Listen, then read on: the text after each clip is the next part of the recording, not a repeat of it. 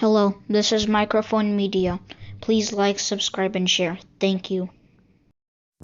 ሰላም ጤና ይስጥልኝ። እንደምን ዋላችሁ፣ እንደምን አደራችሁ። በመላው ዓለም ላይ ያላችሁ አድማጮቻችን ሰላም ለእናንተ ይሁን። ይህ ማይክሮፎን ሚዲያ ቁጥር 2 ነው። ለማይክሮፎን ሚዲያ ቁጥር 2 አዳዲስ የሆናችሁ ደግሞ እንኳን ደህና መጣችሁ እያልን የሁል ጊዜ አድማጮች የቤተሰባችን አካል ሆናችሁ እንድትቀጥሉ ሰብስክራይብ ያላደረጋችሁ ሰብስክራይብ አድርጉ፣ ላይክ እና ሼር በማድረግም አበረታቱት። ይህ አዲሱ ቻናል እንዳውም በሚገርም ሁኔታ 50 ሺህ ያደረሳችሁታል አድማጮቼ በአጭር ጊዜ ውስጥ። ይህንን ሰብስክሪፕሽን ግን መቀጠል አለበት። ምክንያቱም ህዝባችን እንዲሰማ ነው የምንፈልጉ። ከህዝባችን ወደ ህዝባችን ነው። በተለይ የአዲስ አበባ ህዝብ ከ4 ኪሎ ሳይቀር አሁን ይዘንላችሁ መጥተን ያለ ነው የሚገርም ዜና የመሳሰሉትን የሚልኩልን ህዝባችን ነው። ምክንያቱም እዛ ሆኖ መናገር አይችሉም። አሾልኮ የሚልኩት ግን ሚሊዮኖች ይከታተሉታል፣ ይሰሙታል ማለት ነው፣ ይቀባበሉታል። እኛ ብቻ ከኛ ቻናል ወስደውም ሌላ ቦታ ይለጥፋሉ፣ እነሱም ዜና ብለው ይሰሩበታል። እንደዛ እየተባለ ብዙ ነገር እየተለወጠ ነውና እናንተም የዛ ተካፋይ ሁኑ። ደውልልን፣ ላኩልን።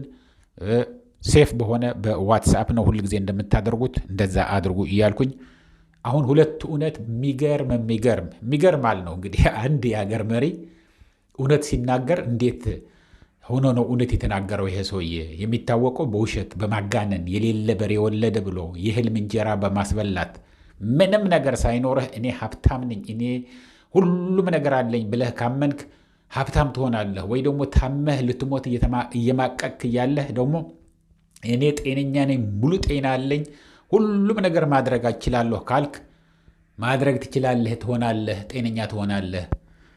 ሀብታም ነኝ ብለህ ደግሞ ምንም ነገር ሳይኖርህ ሀብታም ነኝ ካልክ ሀብታም ትሆናለህ የሚል እምነትና ስብከት የሚያራምደውን አብይ አህመድ አሁን ግን ሁለት ትልልቅ እውነቶች ተናግረዋል። እውነት ለመናገር ብሎ ይሁን ያው ማንም አይሰማኝም ብሎ ይሁን እኛ የምናውቀው ነገር የለም። ግን በጣም በሚገርም ሁኔታ የተናገራቸውን እስከነ ድምፁ ነው የላኩልን አድማጮች። እመኑም አትመኑ ግን ከዛ ስብሰባ ላይ ማን ምን ሊያወጣ እንደሚችል በጣም በችግር ነው የሚከታተሏቸው። እንዳጋጣሚ ሆኖ ኦፍ ዘ ሪከርድ ሲናገር ቀርጸውት ነው እንጂ ስታደርግ ወይ ደግሞ አንዲት ነገር ሪከርዲንግ ዲቫይስ ይዘህ ከተገኘህ አለቀልህ፣ ትጠፋለህ። ልክ ከዚህ በፊት እንደነገርናችሁ የቤተ መንግስት ላይ የሚሰሩትን ያሉትን ደብዛቸው እንደሚጠፋ እንደዚህ እኮ ታይቶ እኮ አይታወቅም። እውነቴን ነው የምነግራችሁ፣ ታይቶ ተሰምቶ እኮ አይታወቅም። እኔ በቃ ሳስበው የሰው ልጅ በቃ ወጥቶ ቤቴ እገባለሁ ብሎ በሰላም አውለኝ ብሎ ከቤቱ ተሰናብቶ ለልጆቹ ለቤተሰቦቹ ሰርቶ ግብር ከፍሎ ለመኖር ላይታች የሚለውን ብድግ አድርገህ አንዲት ነገር ስለጠላህበት አንዲት ነገር ትንሽ ነገር ስለሰማህበት ደብዛውን መጥፋት። እዚህ ቦታ ታሰረ ተብሎ እኮ ስንቅ ማመላለስ ሰለቸኝ ብትል አሁን ቅሊንጦ ታሰረ የሆነ በቃ እስር ቤቶችን አቃቂ ቃሊቲ ዋትኤቨር ታሰረ ከተባለ እየሄድክ እንኳን በሳምንት አንድ ጊዜ ታየዋለህ። በየቀኑ ደግሞ ምግብ ታደርስለታለህ። ደብዛው ሲጠፋ ግን የት አለ የሚባልበትን ሲጠፋ ያለምንም ጥፋቱ የት እንደታሰረ የማይታወቅ ይኑር ይሙት የማይታወቅ ሆኖ የሚኖርበት አገር ነው ሆኖ ያለው ኢትዮጵያ። ይሄ ካርስቴ እየወጣሁ አይደለም። በቃ ሳስበው ይሄ ሰውዬ ምን ያህል ኢትዮጵያን ርግማን እንደላከባት ፈጣሪ። ይሄ ሰውዬ መቼ ነው ከጭንቅላታችን ከኢትዮጵያ ሕዝብ ጭንቅላት፣ እኛስ በደህና ጊዜ ከኢትዮጵያ ወጥተናል፣ ግን ከሕዝባችንን ጭንቅላት የሚወርደው ይሄ ሰውዬ መቼ ነው ብሎ ነው ንድድ ነው የሚያደርገህ። አረስት ወጣ ወደ አረስቱ ግባ ምናምን የሚሉ የእሱ ቡችሎች አሉ። እነሱን አትስሟቸው። እነሱ የሚጽፉትን እነሱ የሚያደርጉትን ሁል ጊዜ አብይ አህመድን የሚክብ ብቻ ስትናገር ነው ጀግና አለህልን ምናምን እንዲሉ የሚፈልጉ። ምክንያቱም ይከፈላሉ። አጥንት የሚሰጣቸው ነው። እነዛ ቡችሎች የሚጮሁት አጥንት እንዲሰጣቸው ነው። በየቀኑ እንደዛ ብለው ካልጻፉ የውሸት ዜና ካልዘረጉ ምንም ነገር ሊያገኙ አይችሉም። ስለዚህ እነሱን መስማት የለብንም። ግን ይሄ ሰውዬ ግን አሁን ሁለት ትልልቅ ዜናዎችን ብዬ ያገኘኋቸው፣ ይሄ እንደውም እውነቱን ለመናገር ተአምር ነው። በሳተላይት ሚዲያም ቢቀርብ በጣም ደስ ይለኝ ነበር። ምክንያቱም አንደኛውን ያመነው ትልቁ የኢትዮጵያ ሕዝብ ከፍተኛ ችግር ውስጥ እንዳለ፣ በኢኮኖሚው በጣም ወርዶ እንዳለ፣ ድሃው በተለይ የሚበላ የሚቀመስ የሚላስ እንደሌለው ኑሮ በጣም ውድ እንደሆነበት ደሞዙ ስንት ሆኖ እንቁላልና ዶሮ ዳቦ አሮበት እየኖረ መሆኑን ገብቶታል። ስለዚህ ይህንን ከፍተኛ ችግር ስላለ ይህንን ከፍተኛ ችግሩን ሊረሳ የሚችል ካላደረግን እንጠፋለን ነው የሚል ያለው። ስለዚህ ትልቁ አንደኛው አምነዋል የምላቸው ያለው የሚገርም ብያውጥቸው ያለሁኝ የኢትዮጵያ ሕዝብ ከፍተኛ ችግር እንዳለው ከፍተኛ መብላት መጠጣት እንደማይችል ይሄ ሰውዬ አይገባውም እንዴት ነው ይሄ ሁሉ የሚያደርገው እንዴት ነው በየጊዜው የሌለ ዕዳ የሚያመጣበት ምናምን ብለን የሚገርምህ ከሆነ ያውቀዋል። ከፍተኛ ችግር እንዳለ ያውቀዋል።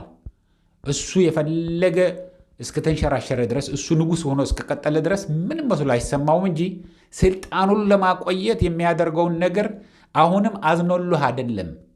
የኢትዮጵያ ሕዝብ ተቸግረዋል፣ የኢትዮጵያ ሕዝብ እየተራበ ነው፣ የኢትዮጵያ ሕዝብ ጠልቶናል የሚል ያለው ትልቁ ሌላ ደግሞ ጠልቶናል ነው።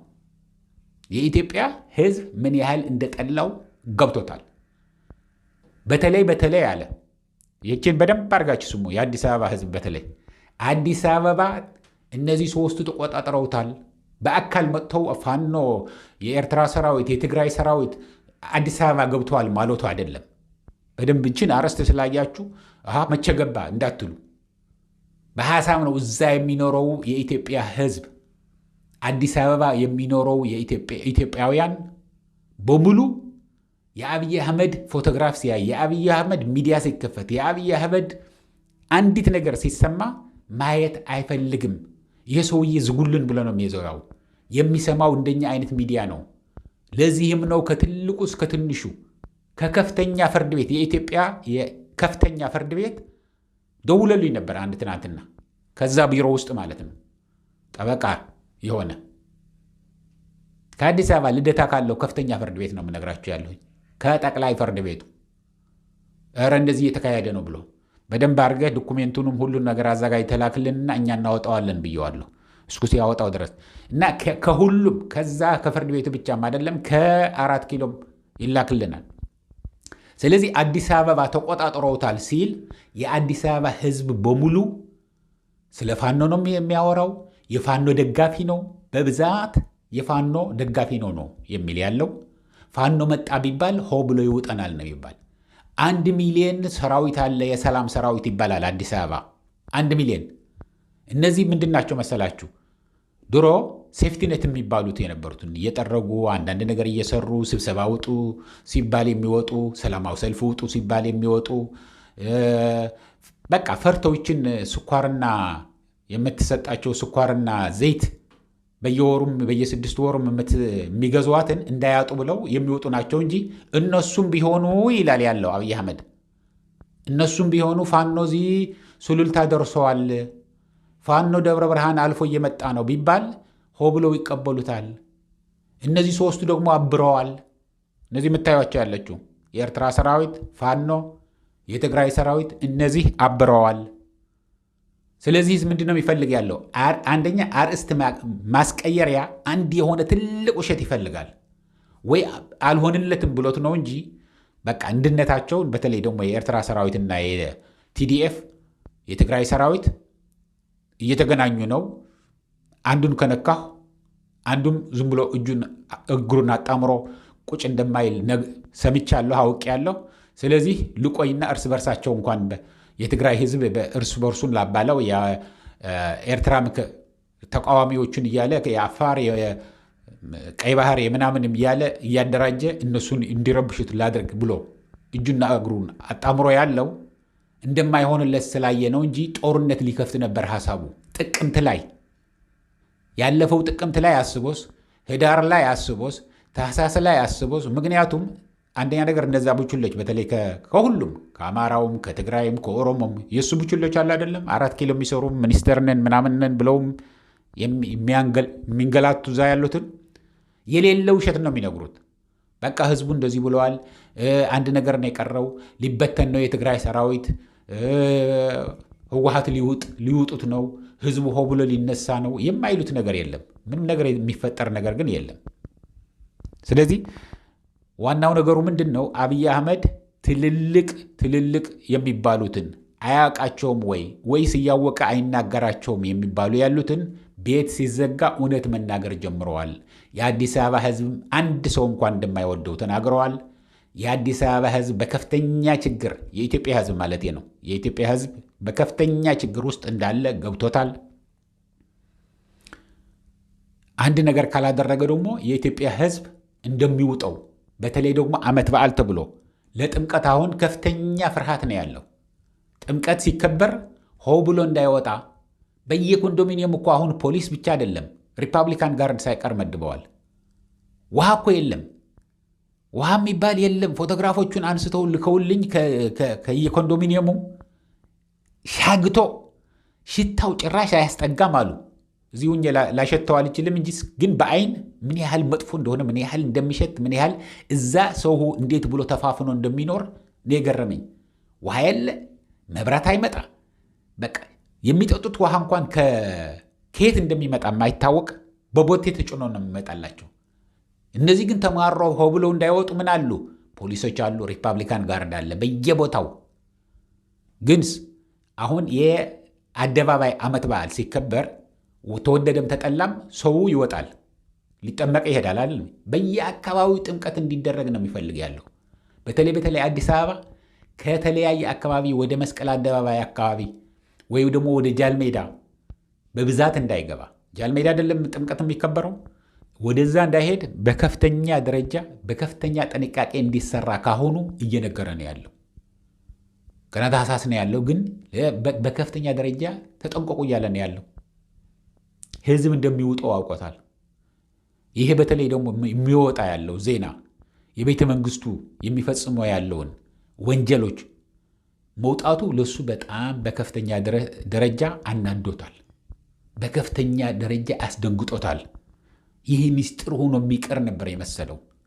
ሰው እንደ ብዛ ጥፍተህ ቁጥራቸው የማይታወቅ ህዝብ፣ ሰላማውያን ህዝብ፣ ሰርቶ የሚበሉ ሙያ ያላቸው ለሀገራቸው ግንባታ ገንብተው ለመንግስት ግብር ከፍለው ልጆቻቸውን የሚያሳድጉ የሚያስተምሩ ምስጢርህን እንዳያወጡብህ።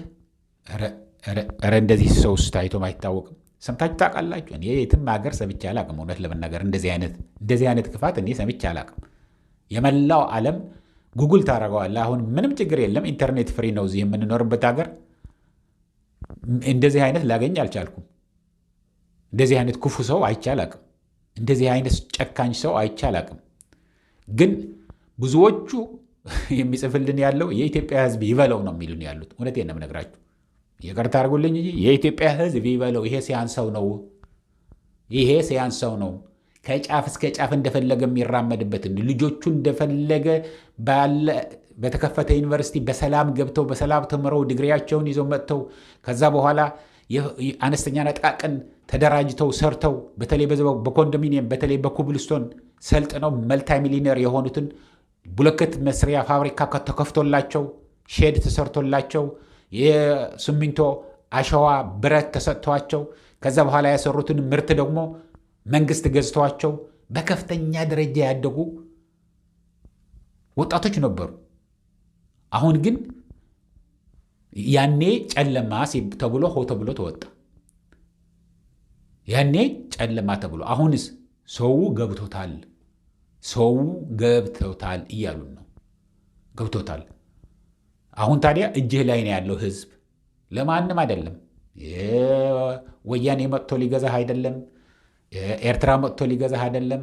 ፋኖ መጥቶ ሊገዛህ አይደለም። ህዝብ የሚመርጠውን ህዝብ ሆ ብሎ ከተነሳ ህዝብ ከመራ መሪ ይፈጠራል። መሪው ደግሞ የሚያዘው ማን ነው? ህዝብ ነው። ከፈለግ ትመርጠዋለህ፣ ከፈለግ ከቢሮ ታባረረዋለህ። ይህንን እያልኩ አድማጮቼ ለአሁን እዚህ ይበቃኛል። እስከሚቀጥለው ጊዜ ድረስ ሰላም፣ ደህና ዋሉ፣ ደህና ደሩ። ቻው።